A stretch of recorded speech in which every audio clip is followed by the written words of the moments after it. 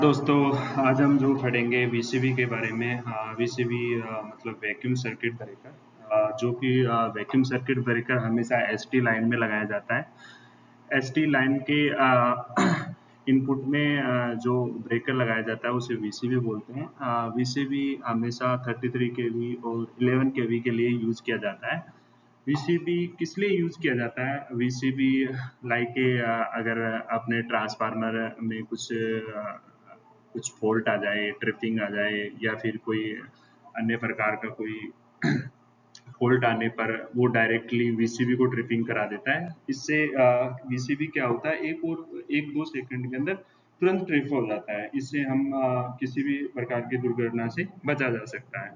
जैसे कि आप डिस्प्ले पे देख रहे हैं, ये वीसीबी का फ्रंट पैनल है। जो अपर पैनल आता है फ्रंट पैनल में, वो है ये।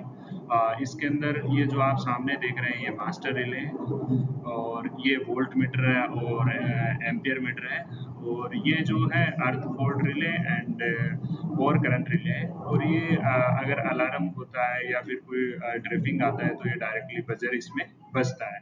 ये आप जो देख पा रहे हैं, ये इमरजेंसी स्विच है। इमरजेंसी स्विच अगर आपको कोई ट्रांसफार्मर में दिक्कत है या फिर अन्य कोई फॉल्ट है और ये मतलब वीसीबी ट्रिपिंग नहीं कर पा रहा, तो आप इमरजेंसी स्विच दबा सकते हो या फिर अपना वीसीबी में काम करने से पहले भी आप इमरजेंसी स्विच दबा के और इसका मेन इनपुट है वो बंद करके काम कर सकते हैं। तो इस काम में इमरजेंसी स्विच काम आता है। सेकेंडली जो ये आप देख रहे हैं टीएनसी स्विच के अंदर एक तरफ है ये क्लोजिंग का और दूसरी तरफ है ये ट्रिप का। क्लोजिंग क्या काम आता है? क्लोजिंग अपने इस ब्रेकर को क्लोज करने के लिए काम में लेते हैं और ट्रिपिंग डिले इसको ट्रिप कराने के लिए काम में लेते हैं। इधर दूसरी तरफ आप देख पा रहे हैं सिलेक्टर स्विच है। सिलेक्टर स्विच में अपन मैनुअल और ऑटो के लिए यूज करते हैं कि ब्रेकर को अपन मैनुअली रन करना चाहते हैं कि ऑटो पे रन करना चाहते हैं, उसके लिए यहाँ पे ब्रेकर लगा है। और ये जो 3 स्विच देख पा रहे हैं, ये एक्चुअली क्या होता है, जैसे इसके अंदर ओवर करंट के ऊपर ये वीसीबी ट्रिप कर गया तो इसमें क्या है, बजर बजेगा। वो बजर बजने के ऊपर इसमें एक बटन तो एक्सेप्ट का होता है, दूसरा रीसेट का होता है और तीसरा टेस्ट का होता है। तो अपन क्या करते हैं, इसको एक्सेप्ट करके रीसेट कर देते हैं तो जो इसका बजर है वो बंद हो जाएगा। इसलिए ये 3 बटन काम में लिए जाते हैं। बाकी ये भी इसी की पार्ट है। जो रिले हैं, 3 रिले और ऊपर इसके ऊपर होती हैं वीसीपी के जो फ्रंट पैनल है उस पे। और ये जो आप यहाँ पर देख पा रहे हैं, ये भी जो रिले का ही पार्ट है एक तरह से। मतलब ट्रांसफार्मर की जैसे बकोज रिले, ऑयल टेम्परेचर आदि जो भी अपना इंडिकेशन आएगा वो डायरेक्टली यहाँ पे आएगा और इसको ट्रिपिंग करा देगा। ये वीसीबी का फ्रंट पैनल में जो नीचे वाला भाग है वो है। इसके अंदर वीसीबी लगी होती है अंदर की तरफ।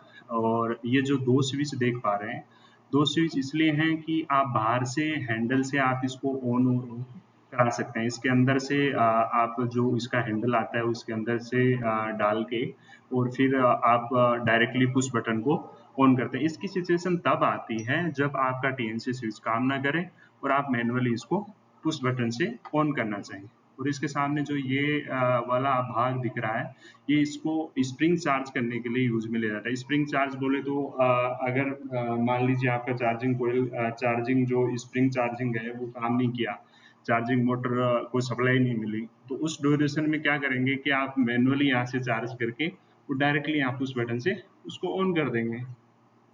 और ये जो है वो इसलिए होता है कि इसको रेक इन और रेक आउट के लिए यूज में लिया जाता है।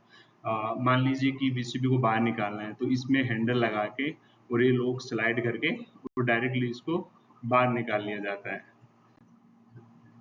अभी वीसीबी के फ्रंट पैनल पे ये इंडिकेटर आपको मिलेंगे देखने को।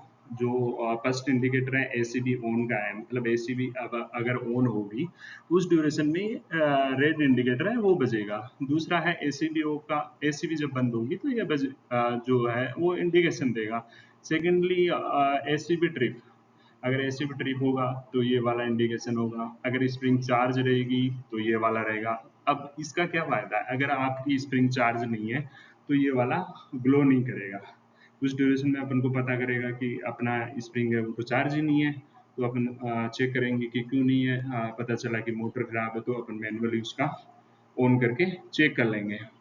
ये ट्रिपिंग सर्किट हेल्थी, अगर सर्किट के अंदर किसी भी जो इसका रीड आता है वीसीबी का, अगर वो निकल गया या फिर अन्य कोई वायर निकला हुआ है या फिर रिले से कहीं से फॉल्ट है, तो ये क्या होता है कि ट्रिप सर्किट हेल्थी इंडिकेशन आ जाता है और आगे ये सप्लाई नहीं देता। और ये है 24 वोल्ट डीसीओ। 24 वोल्ट किस लिए यूज किया जाता है? 24 वोल्ट इसके सेंट रिलीज और जो अपनी क्लोजिंग रिलीज है उसके लिए यूज किया जाता है। आगे हम देखते हैं कि जो वैक्यूम इंटरप्टर है वो कैसे काम करता है। जो अपना वीसीबी है, वीसीबी के सामने जो ये दिख रहा है आपको, ये क्या है, एक तरफ से तो मूवेबल है और दूसरा एक ये फिक्स रहता है, ये हमेशा फिक्स रहता है। और जब आप इसको रेक आउट करते हो तो ये बाहर निकल जाता है, ये दूसरे वाला पार्ट, और ये हमेशा ऐसे कैसे रहता है।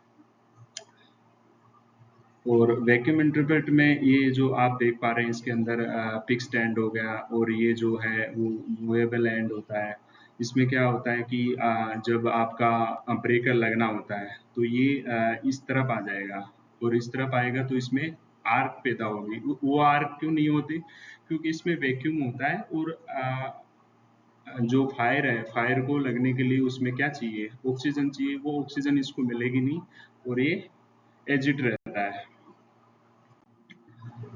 जो आपके इसके अंदर ब्रेकर के ऊपर, वीसीबी ब्रेकर के ऊपर जो अभी मैं दिखा पा रहा था आपको, जो ये डिस्प्ले पे शो कर रहा था, वो ये है कि आपके ओवर करंट ट्रिप होगा तो ये इंडिकेशन उसमें जलेगा।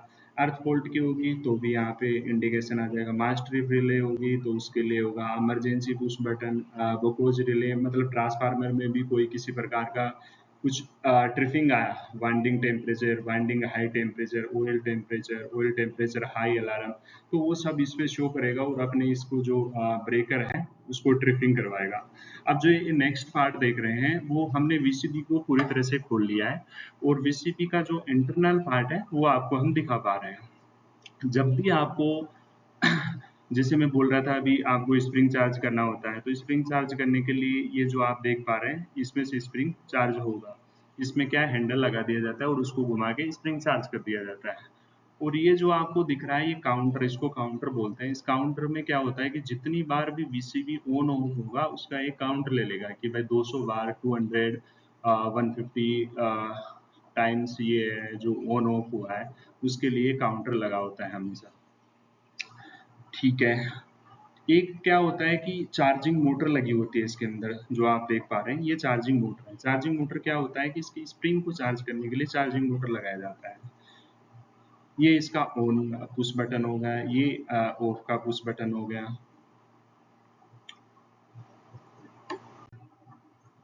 अभी ये जो ब्रेकर के ऊपर, जस्ट ऊपर जो लगी होती हैं, वो एक तो ये रिले हैं जो इसको सप्लाई जो जाती है 24 वोल्टेज इसको सप्लाई दे रखी है। और ये जो रिले है वो शंट रिले है, मतलब ब्रेकर को ट्रिप कराने वाली शंट रिलीज है।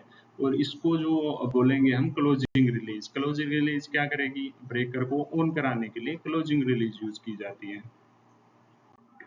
आगे हम देख रहे हैं ये शंट और जो क्लोजिंग रिले है उसका पोजीशन ऐसा होता है। ये क्या होता है कि जब इसको ऑन कराना होता है तो ये डायरेक्टली पुश कर देता है उसको, जो अपना पुश बटन होता है।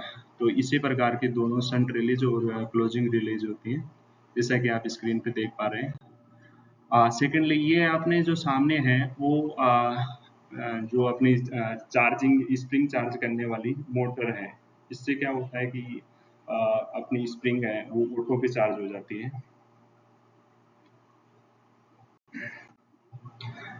ये जो आपको स्क्रीन पे दिख पा रहा है ये स्क्रीन पे बहुत ही कीमती चीज़ है। ये क्या है कि अपना लिमिट स्विच है। देखने में तो बहुत छोटी चीज़ लग रही है, बट आपकी सारी जो रिले लगी हुई हैं उन रिले को लूपिंग में लेते हुए इस लिमिट स्विच को लगाया जाता है। मतलब अगर आपका ये लिमिट स्विच खराब हो गया तो आपका जो रिलीज है या ब्रेकर है ऑन ऑफ होने का बिल्कुल भी काम नहीं करेगा, ना क्लोजिंग को ये सप्लाई देगा। यहाँ से क्या होता है इसकी, और जो क्लोजिंग रिलेज की जो सप्लाई है उनको उसको लूपिंग में लिया जाता है। और अगर ये कुछ अपना लिमिट स्विच काम नहीं किया तो ये क्लोज नहीं होने देगा ब्रेकर को। तो ये हमेशा अगर आपका क्लोजिंग रिलीज में दिक्कत आए तो एक बार पुश ये अपना लिमिट स्विच है इसको जरूर चेक कर लें। इसके बाद में हम इसके वीसीबी के बैक साइड में आते हैं जहाँ से ट्रांसफार्मर को आउट गोइंग जाता है और इनकमिंग भी यहीं से अपन अंदर ले लेते हैं। तो जो ये पीछे आपको देख पा रहे हैं या इसके सीटी पीटी लगे हुए हैं। इस आपको वीडियो अच्छा लगा हो और आप हमारे इस वीडियो को काफ़ी पसंद करें। आगे हम नेक्स्ट टाइम बहुत अच्छा वीडियो लाने वाले हैं एसटीपी के लिए। तो guys, please subscribe my YouTube channel for next new videos to STP and WTP.